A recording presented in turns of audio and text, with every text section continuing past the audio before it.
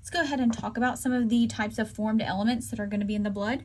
The first one that we're going to talk about are erythrocytes. These are going to be our red blood cells. Erythro is the prefix if you had medical terminology, meaning red. So red cells. What do they do? Why do we care? They carry oxygen from the lungs to all of the cells in the body, all of them. We don't get oxygen from anywhere else. Red blood cells have to be there to deliver that oxygen. Okay, so mature red blood cells are going to be those that are in the bloodstream. They do not have a nucleus. We'll talk about the importance of that in lecture. So they don't have a nucleus.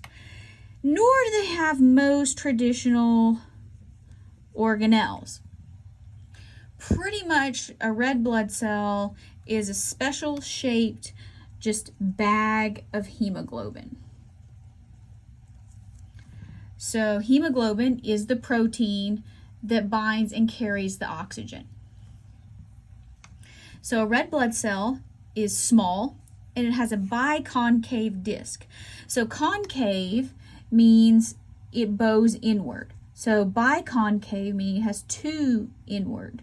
So it looks like this, and then we just kind of connect the ends. Okay, so it's thinner in the middle, a little bit thicker on the sides. So it has a really large surface area with a little bit of volume.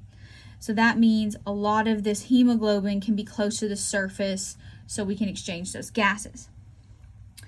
Red blood cells are very flexible because they have the protein spectrin in there, and it is going to allow them to twist and turn through some tiny capillaries. And when they do that, when they go through it one by one, when they line up, we call that a rouleau.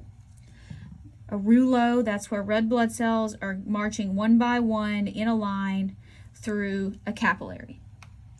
We have a ton of red blood cells. For every one white blood cell you have 800 red blood cells. So far, far more common. Red blood cell counts. Approximately, there are 5 million per cubic millimeter. So you have lots and lots and lots and lots and lots. Now, there are differences in males and females. So you will find a higher concentration of red blood cells in a biological male. So again, we're not talking about elite athletes, we're talking about in general, males, biological males are going to have a higher concentration of red blood cells. Not by a lot, but by some. Okay, where do we find red blood cells? They are produced in the red bone marrow. And from the common stem cell, the hemocytoblast. You're probably already tired of writing that from lecture. They don't live very long. They only circulate around 100 to 120 days. So as they get older, they get more rigid. So the spectrin that they have, it kind of gets worn out.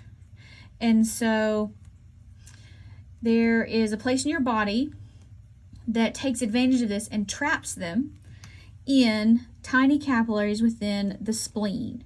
So another name for the spleen is the red blood cell graveyard. And then within the spleen, when they get trapped, they get engulfed by macrophages